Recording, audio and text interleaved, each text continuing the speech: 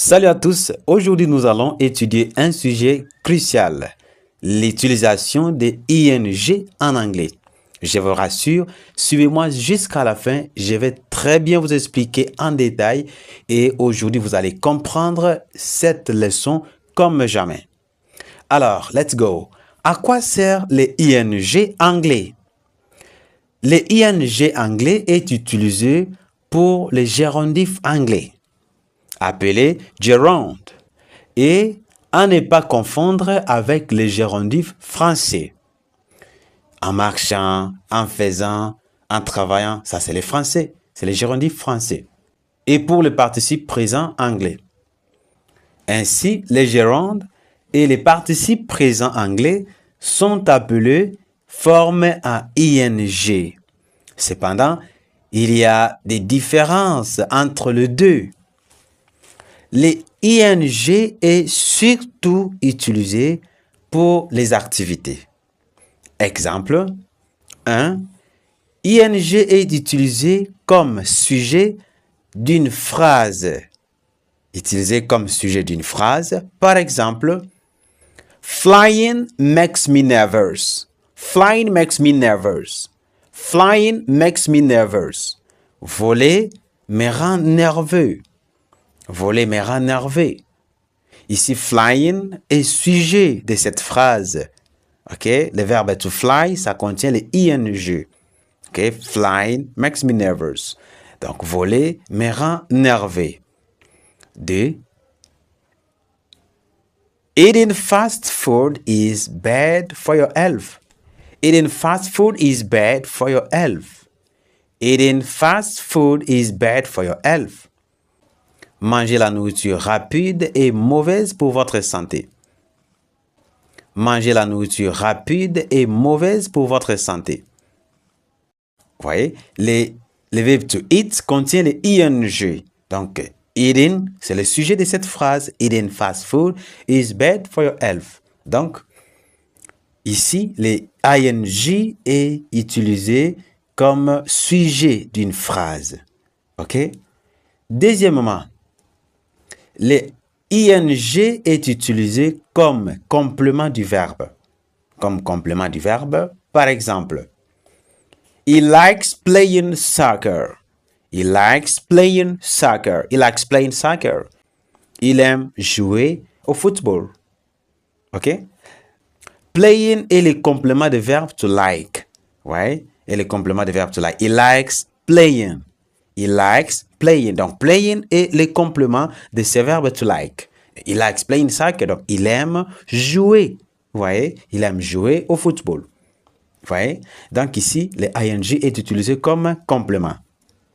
Deuxième phrase. I love watching anime. I love watching anime. I love watching anime. J'adore regarder l'anime.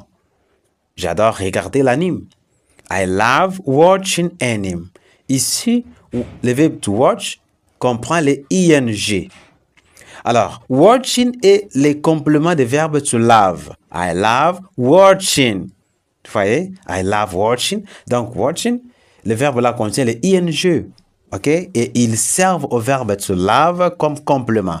I love watching anime. OK? Donc, c'est ça. Troisième exemple. I enjoy reading books. I enjoy reading books. J'aime lire des livres. J'aime lire des livres. Donc, reading est le complément de verbe to enjoy. OK? I enjoy reading. I enjoy reading. Reading comprend les ing parce qu'ils servent comme complément de verbe to enjoy. OK? I enjoy reading books. C'est comme ça. On ne dit pas I enjoy read book. Non. I enjoy reading books. Donc, ici, dans ce deuxième cas, le ing était utilisé comme complément du verbe. Bien. Troisièmement, le ing est utilisé comme adjectif. Le ing est utilisé comme adjectif. Par exemple, it's disgusting. It's disgusting. C'est dégoûtant. C'est dégoûtant. Disgusting, c'est l'adjectif. To disgust. C'est l'adjectif.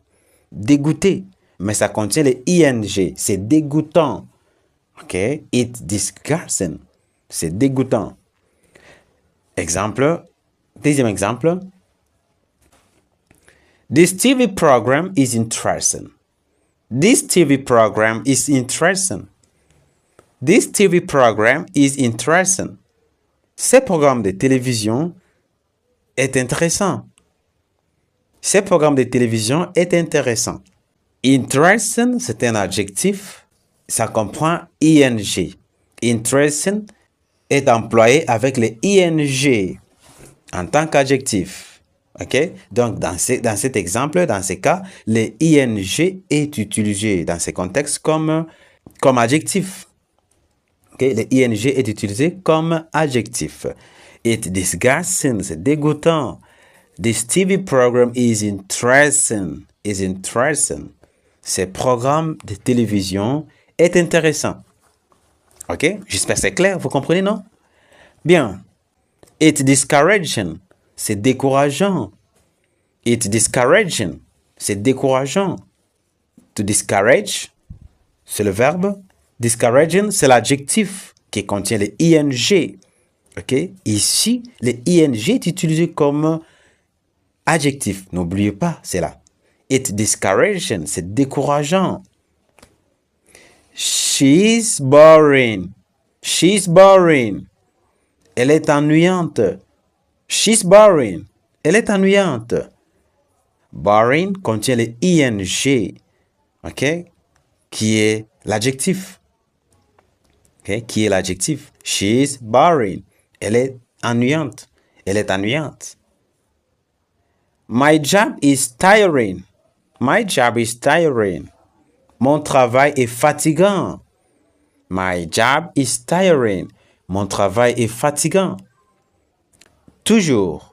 Tiring comme to tire. Donc, tire, tiring comprend les ing en tant qu'adjectif. Fatigant. My job is tiring. Mon travail est fatigant. Running water. Running water. L'eau courante. Running water. L'eau courante. Running, ici, utilisé comme adjectif courant. Running water. L'eau courante.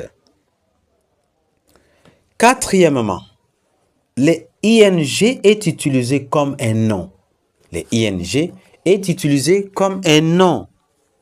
Par exemple, a wedding. A wedding. Un mariage. A wedding, c'est un mariage. A wedding, un mariage. Donc ici, wedding, c'est un nom. Mais ça comprend les ing.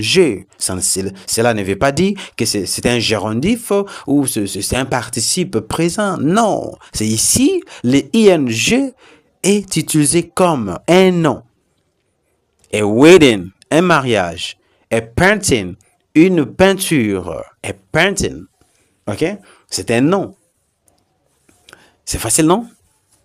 Cinquièmement, le ing est utilisé pour les activités. Le ing est utilisé pour les activités. Par exemple, swimming. Swimming.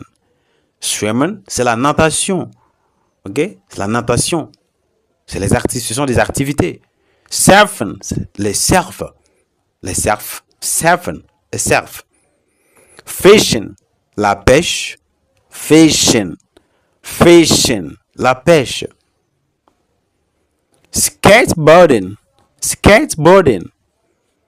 Le skateboarding. Le skateboard. Les skateboards, ce sont des activités. Traveling, les voyages. Traveling, les voyages. Reading, la lecture. Reading, la lecture.